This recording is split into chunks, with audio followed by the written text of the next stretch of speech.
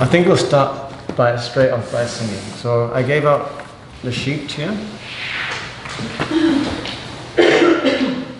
So we'll just sing a couple of mantras together, and I'm going to sing a song to Kṛṣṇa. So we'll start with the mantra Om. Sing it a few times together.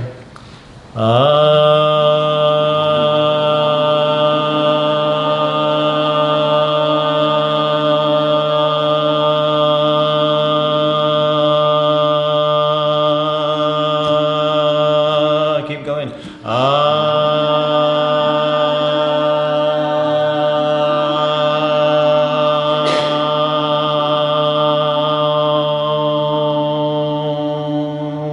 Again.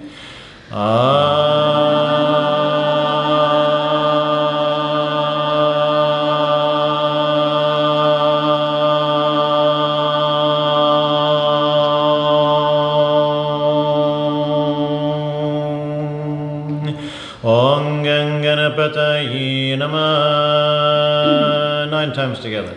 Om Ganganapataye Namah.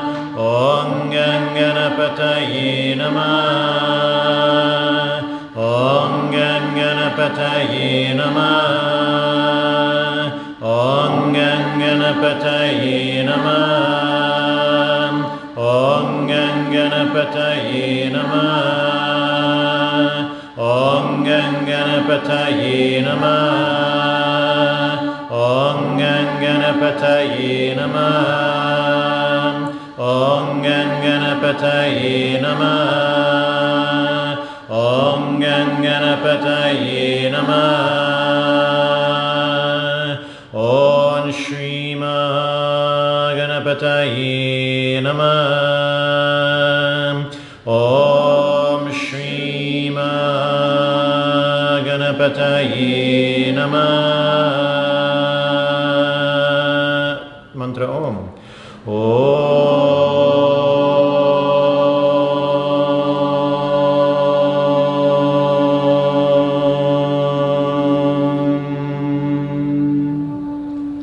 Sarvopanishado Gava. Sarvopanishado Gava. Dokta Gopalanandana. Dokta Gopalanandana. Parto Vatsa Sutir Pokta. Parto Vatsa Sutir Pokta. Duktam Gītāmritam Mahati. Duktam Gītāmritam Mahati. Asureva Sutam Devam. Asureva Sutam Devam. Kamsa Chanura Mardanam. Kamsa Chanura Mardanam. Devaki Paramanandam. Devaki Paramanandam. Kṛṣṇam Vande Jagadgurum. Kṛṣṇam Vande Jagadgurum.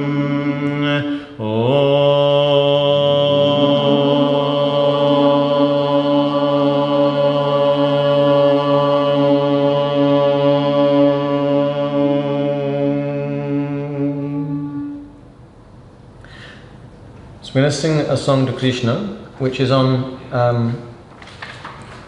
the sheet, and it's here, kind of a little bit down on what is the second side, the side that has J.J. Hanuman at the top. And we're going to sing this one, Jayananda, Yaśoda Dulal, Girivaradhari Gopal. Can everybody see it? Mm-hmm. Yeah, so let's just say the words, Jayananda, Jayananda, Yaśoda, Yaśoda, Dulal, Dulal, Girivaradhari, Girivaradhari, Gopal, Gopal, Gopal, Gopal. So this is a song to Kṛṣṇa. We'll sing it first, just notice how it feels as you sing it. Then we'll look a little bit more what the language is here. So basically, Jaya, what does Jaya mean?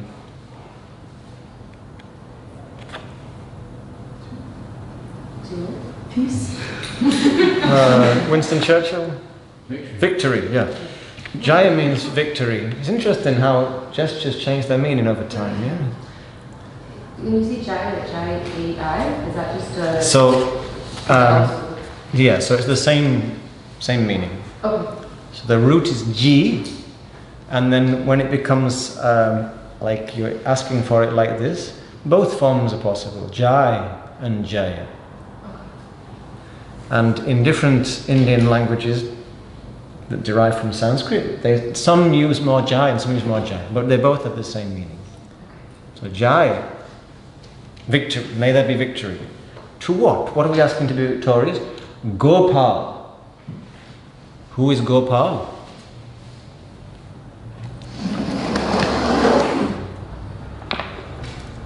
Okay, Gopal is a name of Kṛṣṇa. Kṛṣṇa has many names. Sorry if I stick my leg out, but something strange happening in my knee. So, Gopal, one of Kṛṣṇa's names, a significant name.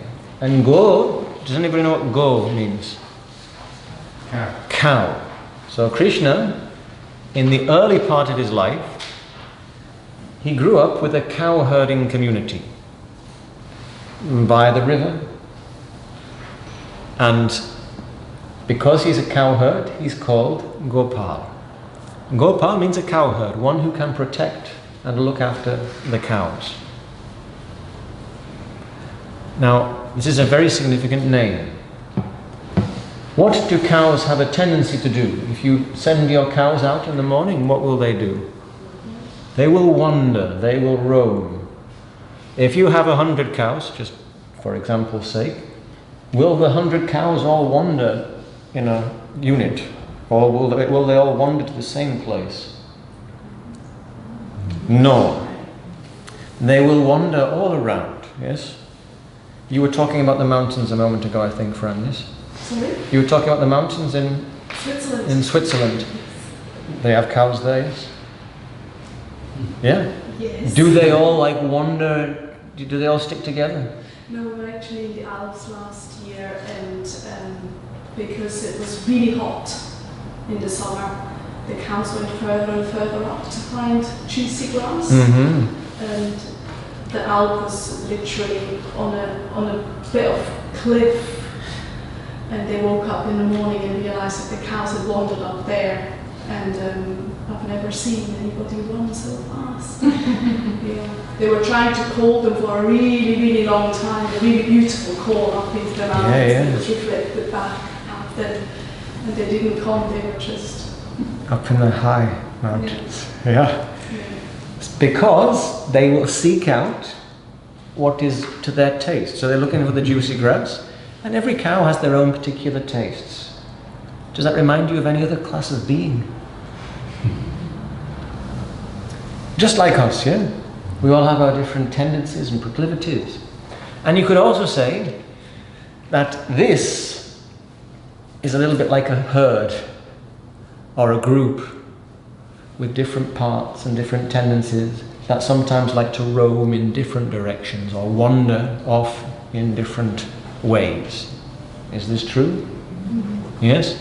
So Gopal, you could say, is an energetic capacity we have to gather ourselves and so protect the well-being of the whole by doing our best to ensure that all the different parts work together to maintain the wellness of the whole field. Yes? This is what Gopala knows how to do. Can you think of another person who knows how to herd a flock in the spiritual traditions of the world? Jesus. Jesus, the good shepherd, yes? Same idea. So Gopal, the one that can gather all the cows, to gather all those tendencies that, left to their own devices, might wander in many different directions. So victory to that capacity to bring everything into togetherness. In other words, victory to the energy that unifies. Victory to the energy of yoga, you might say. Yeah? Now, this Gopal that we're saying, let's be victorious, how else is this Gopal? So all the other words, this is a beautiful thing that happens in Sanskrit, and also this is actually in the language of Vrindavan, which is where Kṛṣṇa lived in his later childhood. So it's kind of, I don't know what don't know exactly what it's called, that language, but it's very derived from Sanskrit, and this is pretty much all Sanskrit words except for Dulal. So Jaya, we've also got Jayananda, Yaśoda, Dulal. Now Dulal means child. Victory to the child of Yaśoda, who is his foster mother, and Nanda is his foster father. He doesn't know they're his foster parents until later, because Kṛṣṇa, when Kṛṣṇa is born, or before he is born, things are not in such a great state in the world. Things are out of balance. And in the land of Bharatavarsha, the land of India, there is adharma. There is a lack of that wellness of the whole. There is imbalance and there is tyranny. And the tyranny is on the rise. There is a kind of, what's the word? Axis of evil between some would-be emperors who are tyrannizing, who are trying to conquer and, take command of the whole, become emperors rather than respecting the neighboring kings. And in order to do that, they are persecuting people, eradicating people, doing all sorts of unjust, horrific things. And there is a prophecy. Now, in this confederation of these evil forces, one of the principal leaders is known as Kamsa. And he is basically Krishna's maternal uncle. His sister marries a man called Vasudeva. And she's called Devaki. And there's a prophecy. Kamsa hears that the 8th child of his sister, this is at their marriage. So there he is at the marriage, this tyrant king of his sister and Vasudeva. And during the marriage procession, an ethereal voice says to him, the 8th child of this union will be your death. So, what do you think the tyrant king decides to do about this? Kills all the veins. Yes. Did you all hear what Angela said? Say it a bit louder. He kills the first 7 children, and then we stop. Oh, you know the whole story? Yeah. So, so a little bit like Herod, in another story of someone who's called Kṛṣṇa. Oh, okay. Somebody was prophesied to be a savior. Now, Kṛṣṇa has been said he will deliver the land from tyranny. There's been this prophecy that a child will come who will deliver the land from tyranny. But as Angela has told us, that the Kamsa, the evil tyrant, he's not going to take his chances and wait for the 8th child. And so what does he do? He puts his sister and her new husband in house arrest, basically. So they live within his compound in a little, their own little quarters.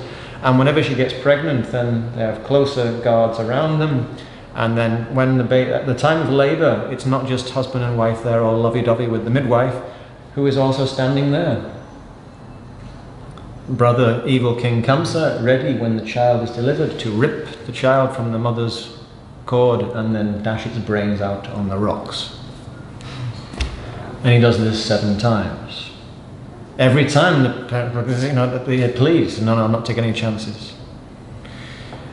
Now, this is how he is with the first 7. So you can imagine how it is when the 8th is going to come along, yeah?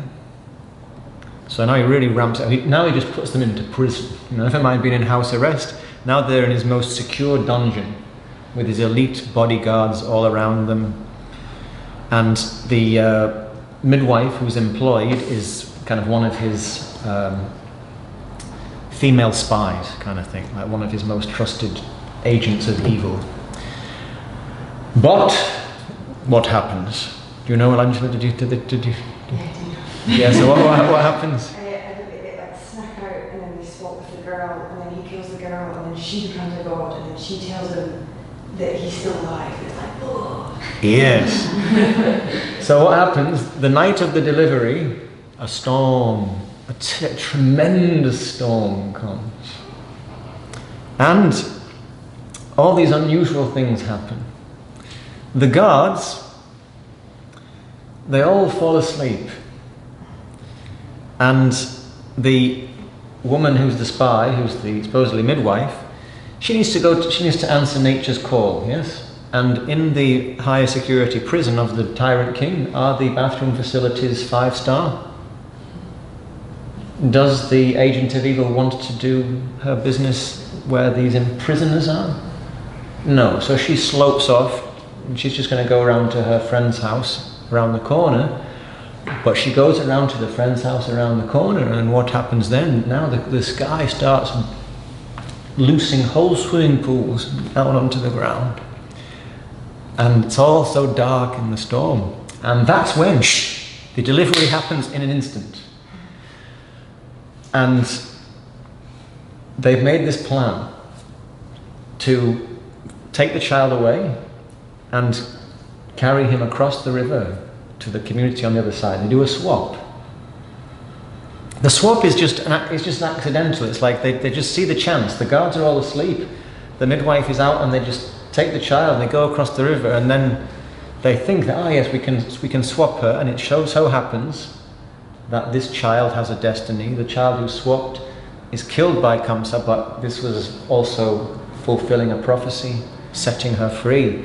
And then when he dashes this child's brains out, then this energetic being rises up and says in this terrifying voice for Kṛṣṇa, "Ha! The deliverer is alive. You didn't succeed, Kṛṣṇa." And so he quizzes because the spies come back, but she doesn't. If she admits to what she did, she knows she's dead. So what does she say? No, I witnessed the child being born with my own eyes. This is the 8th child. So all the guards, obviously, because they have a tyrant in charge. So do you tell the truth to the tyrant? And this is why the tyrants never survive. They think that if I rule with fear, people will always obey me.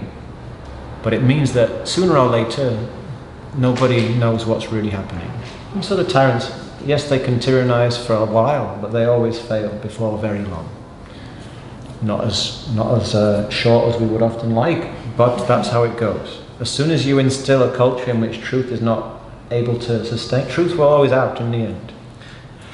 And sure enough, Kṛṣṇa as a tyrant, he's going to come to a sticky end before very long. However, because the deliverer is alive. But Kṛṣṇa has been ferried across the river, and he's given to Yaśoda. Yaśoda's just given birth. She doesn't even know that the child's been swapped. And who does she have in her arms? Baby Kṛṣṇa. Now Kṛṣṇa, from the time of his birth, is utterly alluring.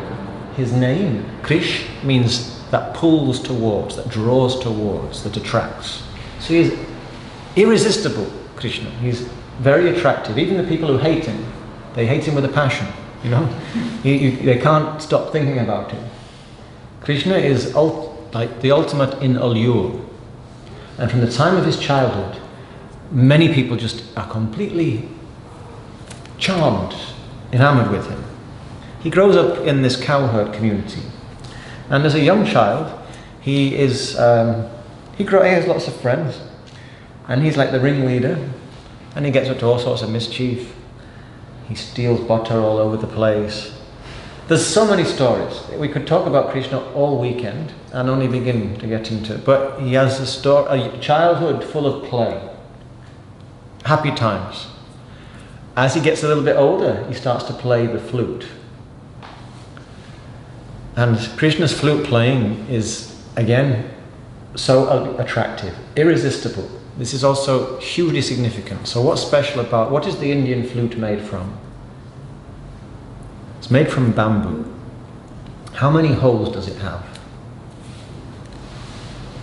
It has 9, which symbolize the 9 gates of the human body. And Kṛṣṇa is the absolute master of the flute. When he plays the flute, the harmony is so beautiful, nobody can resist. And all around Kṛṣṇa, there is what they call this Ras Leela. We mentioned that word Ras yesterday, yes? What does it mean?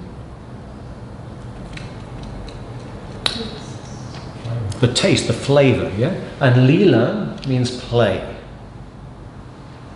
There's this wonderful atmosphere of play. Now, during Krishna's early childhood, many attempts are made on his life. He always manages to get through them without any difficulty at all. How? Why? Sometimes people say, well, obviously he's the son of, he's God. He's an avatar. So this is one way that Krishna is considered. He's an avatar. Have you heard this word?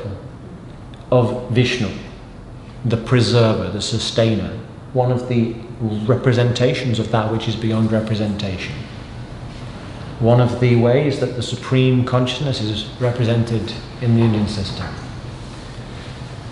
And Krishna is considered to be the most complete avatar. So the first avatar was a fish. Then there was a turtle, tortoise. Then I think it was a boar. And then you had a half human, half lion. Then you had a human who was a dwarf. Then you had Parashurama, who was a human being, but he was a very angry human being, a very violent man. He went around, he slaughtered all the warriors. He came for a specific purpose, but his purpose was carnage. And then who is the next avatar? After Parashurama we have Rama, the main character in the other great epic, the Ramayana. Now Rama, how is he? What type of human is he? Is he an angry man? Is he a violent man? Not at all. Rama is the embodiment of duty. Rama is a great king, and he rules by the book. He does his duty impeccably. And the Ramayana is set a long time before the Mahabharata, when they say that the world was in a much more balanced state. So Rama can do things in a more idealistic way. But certain aspects of life that he faces tremendous sorrows. But Rama, because he's so dutiful and has this deep serenity, this great force of serenity, you're not usually surprised by what Rama does. Who's familiar with Ramayana? Absolutely amazing story, wonderful epic. Kṛṣṇa, however, is not predictable at all. Kṛṣṇa breaks the rules all over the place. Kṛṣṇa does all sorts of things. Because Kṛṣṇa is living in a reality which is, we said, itihasa. The Mahabharata is all about our life. Our reality. And how is our reality? What did we say on Thursday evening or Wednesday evening? Ultimately everything may be one, but in nature there is duality. But it's not binary, it's a realm of nuance with so many different permutations, so many different forces at play. So to bring it all into cohesion is not a straightforward thing. There is no rule that will always be appropriate, because life is so unpredictable. Is this true? Yeah? So yoga reminds us that we cannot be absolutists. Because if we are absolute about any rule, there's likely to come a day, sooner or later, when if we stick to the rules, we will be doing something that is absolutely terrible. Yeah, even the worst things, in some situations, are the appropriate action. And Kṛṣṇa demonstrates that. So he has this beautiful childhood, full of adventure. Kṛṣṇa lives life fully. He tastes and experiences and relishes and shares the whole spectrum of life, but he does it wholeheartedly, he does it lovingly. So he is a person who demonstrates what is our true capacity is. If we allow ourselves to be fully in that state of loving presence, how rich life can be. So Kṛṣṇa has all these beautiful aspects to his young life, but when he's still just a teenager, he goes up the hill that we're going to sing about, and he realizes, he understands that his life is for a specific purpose, And it's not just to enjoy with his close community, that he has to bring Dharma to the wider land and the wider population, and that he has a role to play in much bigger affairs than that of his small cowherding community. People have already been telling him that, or having this idea that Kṛṣṇa is destined for great things. And this song refers to one specific episode in his childhood. When he's still a boy, people already turn to him for advice and counsel. And the cowherd community, for a long, long time, they have honored Indra. Who is Indra? He is a Vedic god, and Indra is known as the king of the heaven, or the king of the celestials. Is he Arjuna's dad? No. Oh, so is he Arjuna? Yes, I thought you said Kṛṣṇa's dad. Yes, so Indra is also Arjuna's father. Yeah. So Indra, as well as being Arjuna's father and being the king of heaven, the king of the celestials, he is also the god of rain. So what is his weapon?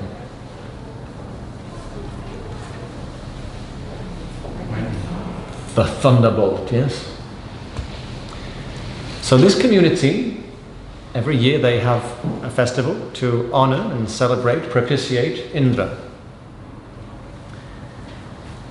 Yesterday we mentioned that this field has certain aspects or powers, including the Indriyaha. Yeah?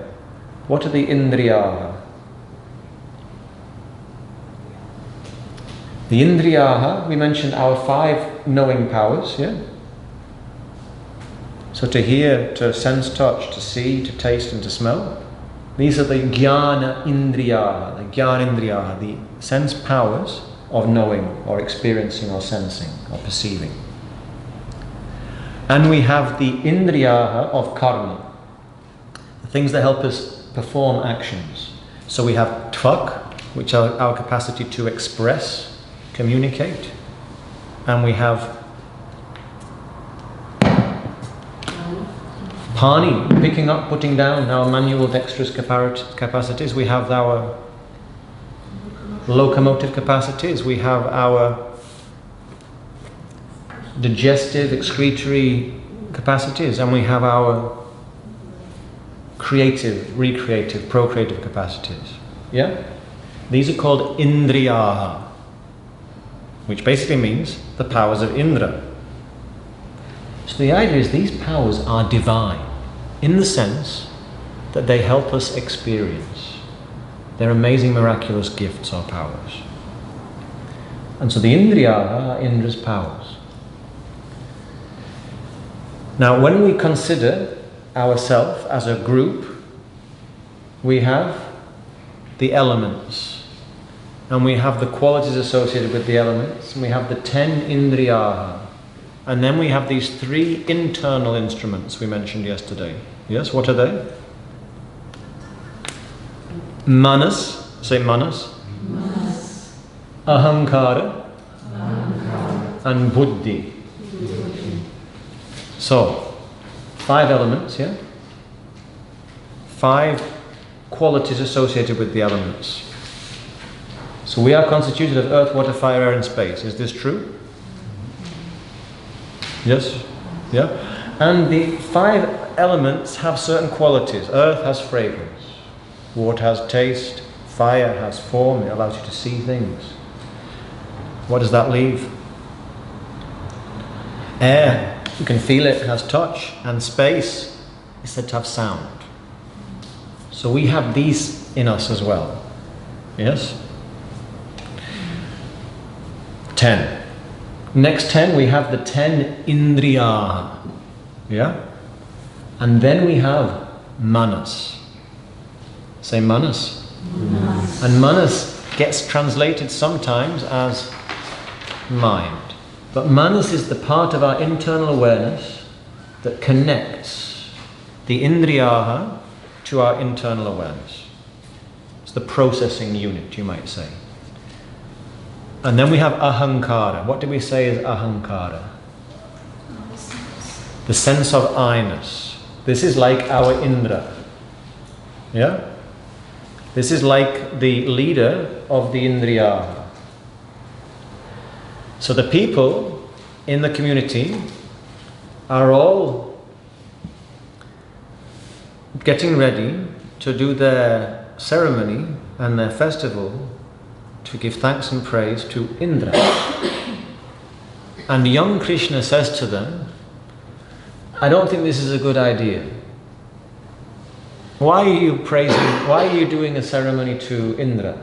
He doesn't care for you. He just wants your tribute. Instead of praising Indra, you should praise everything around you. You should praise the forces of nature. You should praise the cows. You should praise the river. You should praise the mountain. You should praise the skies. These are the things that actually feed us. These are the things that bring us life. So we should honor the whole of existence, not just Indra there with his, with his thunderbolts and all that. And the way Kṛṣṇa explains it, people are like, oh yeah, that meant we should honor everything around. Yeah, if we honor things around, then we'll feel that support. And so they do not do the Indra Utsava, the festival for Indra. They do a different one. And they celebrate the land, and they celebrate the cows, and they celebrate the sky, and all of these things. How does Indra feel? That this little boy, this cowherd boy, is turning people away from him. He's a bit miffed. A bit miffed is Indra. Now, miffed Indra, what does he do? Does he storm off in a hissy fit? What happens when Indra hisses? Yes, he decides, I'll show these people. How dare they turn their backs on me? I'll show this little upstart cowherd boy. And so Indra breaks out a few thunderbolts and looses a terrible storm. Even more, just as terrible as the one of the night of Kṛṣṇa's birth, you might say, or even more so. Now Kṛṣṇa, he's a very free-spirited child. He's very attentive and celebrative of everything around. So he knows the environment very well. Anyway, it's night time, the terrible storm comes. How is it being washed away? Kṛṣṇa and some of his friends, they go looking for a place in the hills where there is, like, the lay of the land to protect them. And there are different versions of the story. Some say they find his brother Balaram is very, very strong, and they move some boulders and they find a big cave that everybody can fit in. All the villagers take shelter there.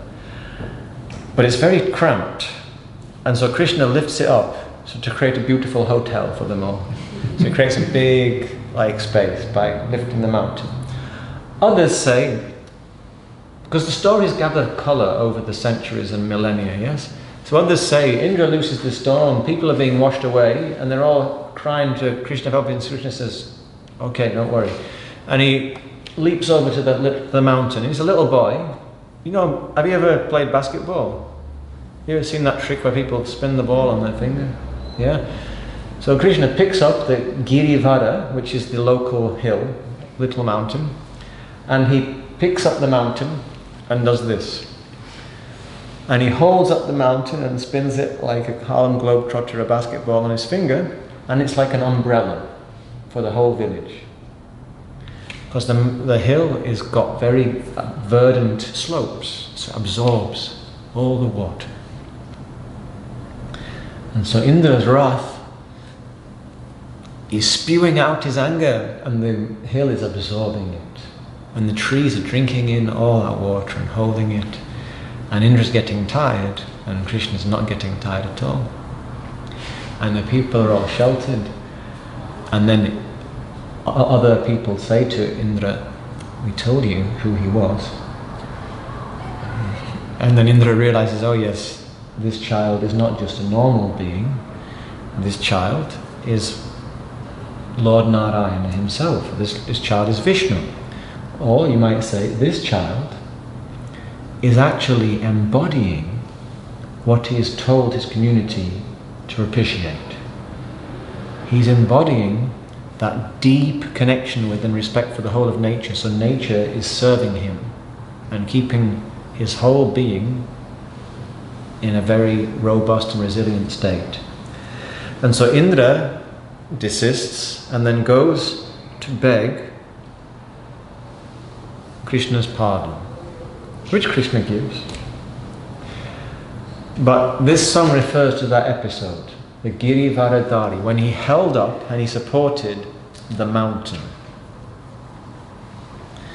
So we sang victory to Krishna, to the one that can protect the whole field, the one that can hold up the mountain and shift it, shift the community from being under Indra's thumb to actually being in harmony with the greater powers of nature. And so after this, in Krishna's later childhood, the people have a really lovely time. The community is full of joy and they just remember Krishna with so much love. And there's these beautiful instances where they all have these ecstatic experiences. So here what we're singing is victory to the child of Yaśoda and Nanda, who knows how to bring everything together and who held up the mountain. Now the mountain in Indian mythological symbolic language, what does it represent? The mountain represents the spine, the central axis of our individual physical being. Now, if our individual physical being is oriented only towards ahankara, to our idea of I'm this and then we can get trapped in our limited ideas. And the idea is we need to go beyond them if we are to recognize our true self. And so this song is saying, when I bring everything into togetherness, that is the way I can go beyond my limiting ideas. So for example, sometimes we have our ideas in our mind. I can do this, I can't do that, for example. Or I'm this and I'm not that. But if a situation arises in which we have to become Gopal, we have to bring all the parts of ourselves into oneness, what sometimes happens to our ideas about our limitations?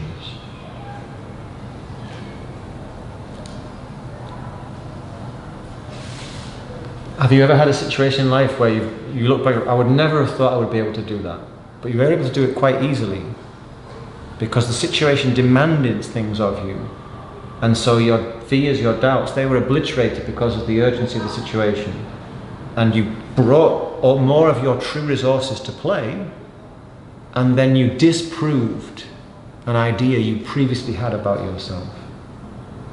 And because you lived performing that challenging action in such a visceral way, then the fear is obliterated, or the limiting belief is erased and replaced with one that is more inclusive or vaster. Have you had such an experience? Yes? Yes. So as in yoga, this is what we invite this type of experience by practicing doing whatever we're doing with all of ourselves. And so we constantly invite that kind of renewal of our sense of what our real ahankara is. And instead we want to make Indra serve Krishna or serve Vishnu, not the other way around. We want all our individual powers to serve the greater possibility, to serve the greater whole. Does that make sense? And then the first part, Jayananda, Yaśoda, Dulal. So Yaśoda is his mother. So victory, and Nanda is his father's name, but it's interesting, we find this a lot in Sanskrit and Sanskrit associated languages. Nanda is his father's name, or his foster father's name, but Nanda also means joy. So Jayananda, Yaśoda, Dulal means victory to the child of Yaśoda and Nanda. It also means victory to the child who is the joy of his mother. Jaya Gopal, victory to that principle which brings joy to the whole of nature. So this is the idea. And this is what Kṛṣṇa demonstrates again and again through his life. So we'll sing this song and we'll refer back to one or two incidents as we get into some of the verses today. So just join in. We'll sing call and response to begin with, but then we can just all sing together. Dulal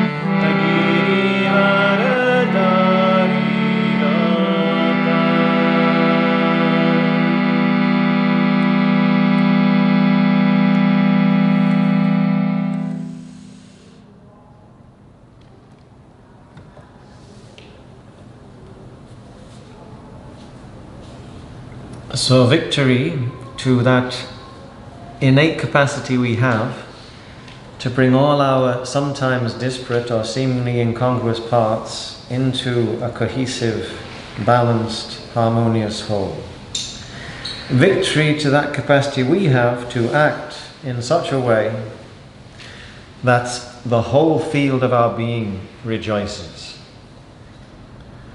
So sometimes people look at Krishna's life and they see the child and the young teenager Krishna, and then they see the Krishna of the Mahabharata, who is a kingmaker, a statesman and a warrior, and they don't see so much connection between these two aspects of Krishna. But all through his life and all the different aspects, there is this same quality of he's living in that way. He's giving himself unapologetically, wholeheartedly to the situation at hand in that way that is very loving, that he's not holding anything back. He's using all his capacities to bring dharma or harmony to the reality of the situation, however challenging it might be. So what was the verse we finished with yesterday? Karmanyevarikaraste, let's say it together. Karmanyevarikaraste ma paleshu karachana, ma paleshu karachana, ma karma palahetur bhuhu, ma karma palahetur bhuhu, mate sangostva karmani, mate sangostva karmani. So 4 sentences, yes? And there was 4 homework questions, yes? Or reflection questions. What were they? What was the first one? So the first line says, Te karmani adhikaraha. You are the authority over your actions. You have control over what you do and how you do it. Or at least how you do whatever you have to do in life. Second sentence in 47, but you never have control over the outcomes. The outcomes of our actions are always beyond our control. So many different factors at play. We can never predict the outcomes. Still, don't be the cause of unnecessary bitter fruits or outcomes we know we can avoid. And don't think that not doing is an option. So we had 4 inquiry questions. Yeah, what was the first one? Yes, Jim. Is there somewhere in your life that you're not owning yourself into? Yes, so is there some part of our life where we notice, maybe not really owning my actions or my sovereignty in this precinct of life?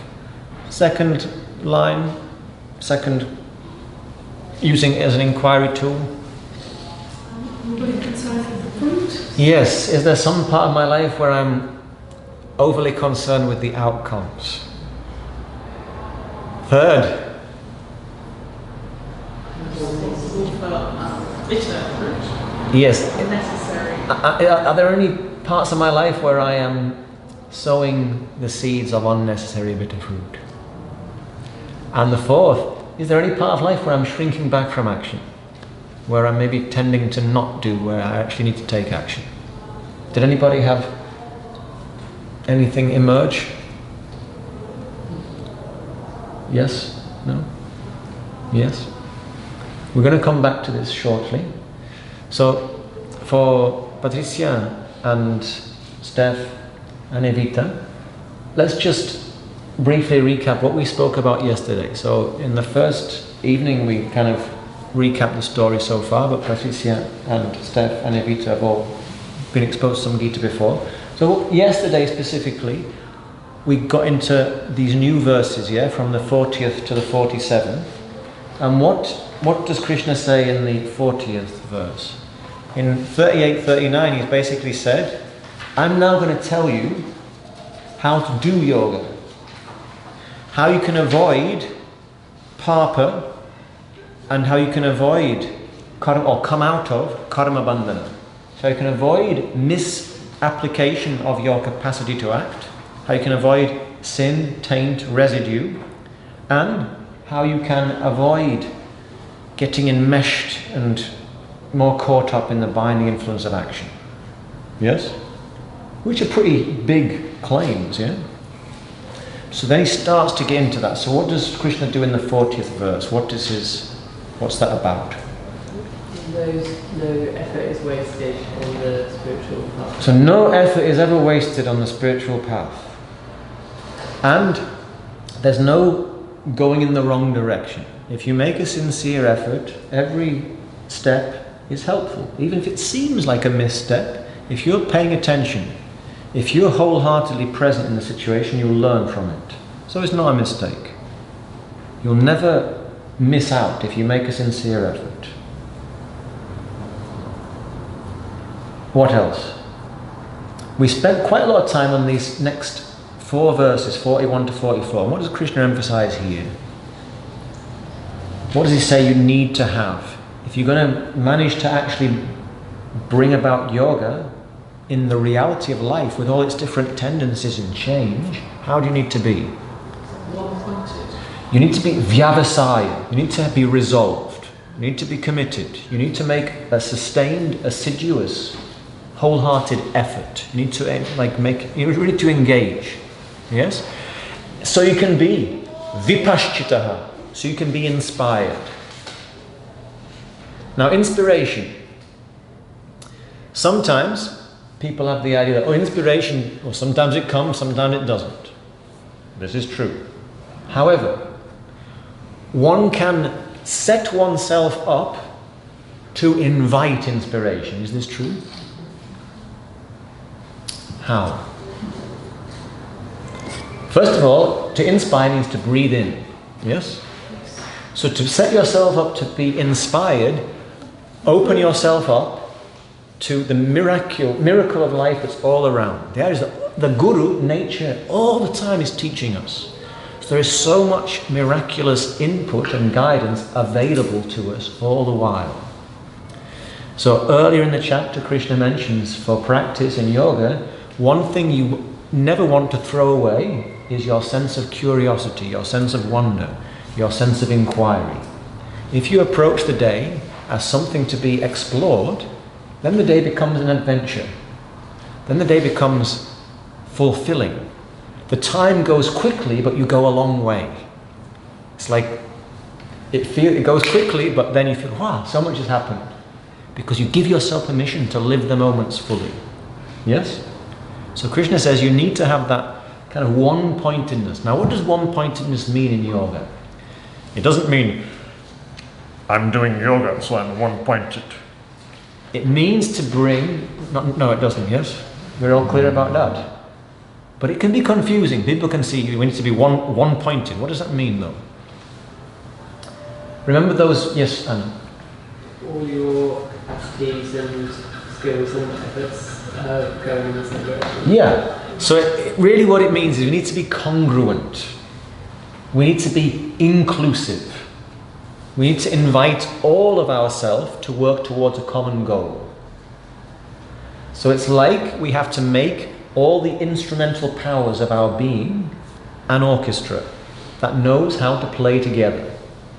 So we've mentioned those powers of the indriya. Yes? The sense powers, the action powers, the mental powers, the emotional powers. Yes? Does anybody here have a favourite power? A favourite instrument in your being? Or one you're not so touch. Is my favourite. You like touch. Yes? Anybody else? In the sense powers. What about in the action powers? I like language and I like singing. So I like Varg. I like that expressive capacity. I also really like movement, but the body takes so much effort to maintain it. Yeah. Sometimes it's like, oh, yeah. Which means that I need to make the wholehearted effort. If I want to enjoy the vehicle, and it takes effort to look after it, if I want to be one-pointed, my one-pointedness needs to include the steady, patient, attentive, respectful behaviour towards my bodily vehicle. He says with a knee injury, yes? Yeah? Otherwise, this is a house. And what do we know when you live in a house? Something is never done. The housework. Yes? So the powers, we need to look after all of them. It's like we need to invite all the instruments to participate in the tune we play. Vark is about expressing ourselves.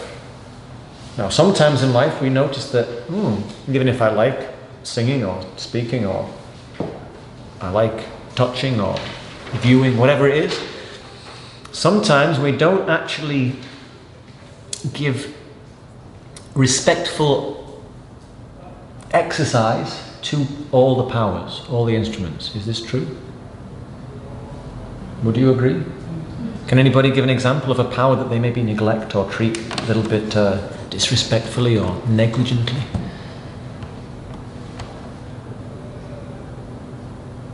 Do you all check in with your creative capacity every day and allow it to express?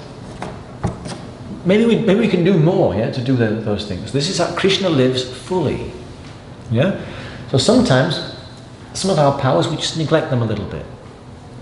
So in yoga, there's the idea that we want to bring all of them into that one field of loving presence and even awareness. Yes, Fran? You know, you were talking about to be inspired. Yes. Where does the exhale come in? Where does the clearing out and the decluttering and the getting rid of all the stuff that's in the way? So you cannot have the one without the other. Exactly. Yeah. So to be open, Yeah. you have to exhale to create the space. Yes. So as soon as I say one, I'm saying the other. Yeah. So to be open, you have to create the space. Yeah. So this is the idea of knowing I don't know. Like Arjuna says, I don't know what to do. Mm-hmm. We have to maintain that attitude. With the attitude of wonder and curiosity and investigation and exploration comes the attitude of studentship. The attitude of, let me create space for new discoveries. Is Not that holding on to dogma, not being stuck, no. certainly, yeah. Judy, can I borrow that sheet that you have there? So I didn't give this sheet out because I've given it out about 12 times at MCY, but I realized it was a mistake because some people haven't seen it before. So do we have any, maybe we can, bring tomorrow. So for the people who are joining this time, I'll make sure that you have a copy of this. This is basically, these are these powers that live within us. So when we say Gopal, these are the things we're protecting. Have you seen this sheet? You've seen that sheet before. Oh yeah. Yeah, I'm going to say. Definitely. You're going to say you've been given it at least 3 times. Sorry. So one-pointedness means including all of the powers. Yes? So Steph, do you have the sheet? Yeah? Can you, so what's your name again? Helen and Helen. Yes. Do you have it, Liz? Yes. Perfect, yes. So everybody in the room, you've seen it before. Is it the tattler sheet? It's the tattler sheet. I haven't got nothing. It's all right. Yeah. Anyway, we'll bring some extra copies tomorrow. Thank you, Judy. Yeah. So this is the idea of one-pointedness. It doesn't just mean to be focused on one thing. It means really to be focused on wholeness. Does that make sense? Because what does Kṛṣṇa say is very easy to happen when you live in the world, when you live in nature? It's easy to become fragmented because there are bahushaka, yeah? The tree has so many branches. The tree of life is so vast. So it's very easy, especially with these cows of our sense powers.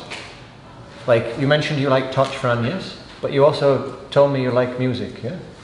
So there you are, you know, like you've got the opportunity to experience some particular touch sensation you like, but over there is Lauren Hill and Diraja playing a set. Which way do you go? Easy to get pulled in different directions. Is this true? You're walking past milk, you smell the roasting coffee, but also as you walk past milk, over there's a wonderful busker who's playing beautiful music. Where do you go? Easy to get pulled in different directions in life. Yes?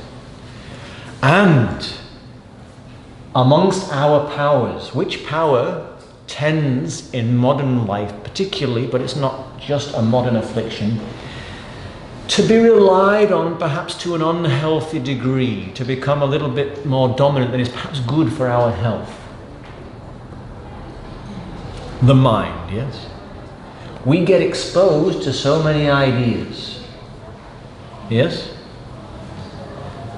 In modern life, we get bombarded with information. People telling us, oh, you need to do this, you should do this, you can't do it like that, you need to do it like this. There's this type of information all around. Is this true? So it's very easy for our awareness to get kind of spread thin. So Kṛṣṇa says, don't fall into that trap. He says also, take care not to let yourself be dominated by ideas. You need to practice in an experiential way. Then you know in your bones, you know in your cells. So later today is going to really kind of, we spent so much time on those verses yesterday, it's going to really set us up for where we're going today. And then what did Kṛṣṇa say about the Veda? He says people can get lost in arguing about Vedic ideas and philosophies. Now Kṛṣṇa, you could describe the Bhagavad Gītā, he's putting forth a philosophy, but it's a practical philosophy. So what does Kṛṣṇa think about armchair philosophers? Kṛṣṇa's a dancer, he plays the flute, they can't resist, they all get up and start dancing. You need to practice. So Kṛṣṇa says, the Vedas, what are they for? They're to inspire you. Don't take the Rishi's word, follow their spirit.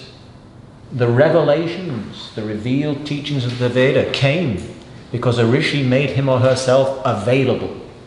Then the teachings came to them. This is how we need to use these teachings. Let them be a guide to the state of awareness that we practice in the world. And then we will deepen our own authority, we'll deepen our own confidence in our own discoveries. Yes? And what's that memorable image Kṛṣṇa gives about all of those vast Vedic teachings? What does he compare them to? Water. They're as much use as the amount of water you can cup in your hands when all about you the land is in flood. In other words, the Vedas are vast. You don't need to read them all, to study them all, to know them all. The idea is they're all pointing towards something you can experience. So let them nourish you. Don't let them spread you thin. Use what they have to invite you to come to that wholeness. Yeah? And drink your fill. You don't need to drink anybody else's fill. Yeah? Use them to carve your own path. The one that is nourishing for you. The one that's appropriate for you. Yeah? Does that sound like what we spoke about last night? Yes? Anything else?